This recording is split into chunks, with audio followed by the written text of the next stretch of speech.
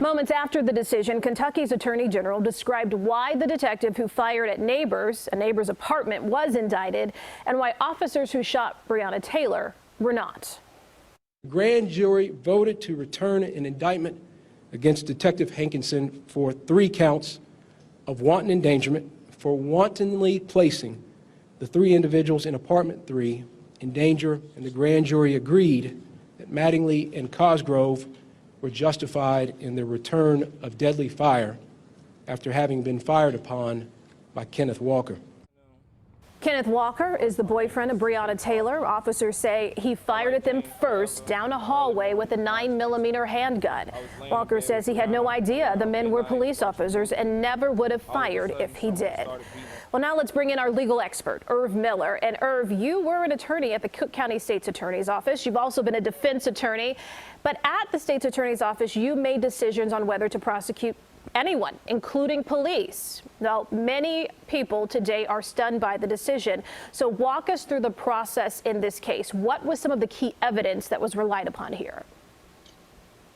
You can only make a decision on a charge once you have the facts before you. You're going to look for witness statements. And in this particular case, the most important piece of evidence was the evidence regarding the ballistics testimony. Who fired the gun that resulted in the fatal bullet killing this young lady? In this case, it was determined that it wasn't the officer that was charged today. It was a different officer. And based upon the Attorney General making a finding that the officers were actually justified in returning fire when they were being fired upon, there was no question in his mind that this was the appropriate decision. If the officers had the right to fire, in his opinion, there's no possibility of a murder charge, as he related to the press today in this press conference. Okay, so Irv, lawyer to lawyer here, we know that just about a week ago there was a settlement, a historic one there for $12 million with the family. We know we have this case there in the state, but there's also a federal investigation. The FBI is investigating. So what are the potential outcomes of some people are wondering, is there another way, in their opinion, for justice to be served?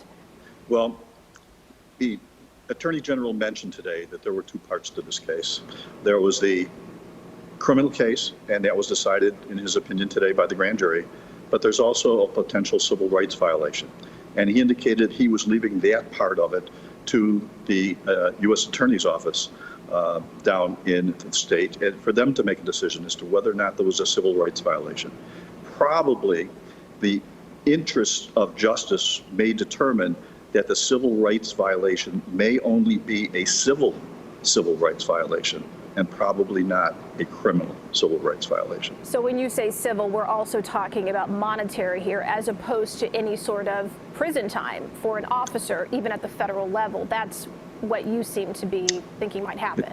That's correct. It's very rare that you have dual sovereigns going after the same thing. And the state is one sovereign, the federal government's a second sovereign. Usually they divvy it up and one makes the decision criminally, the other makes the decision civilly.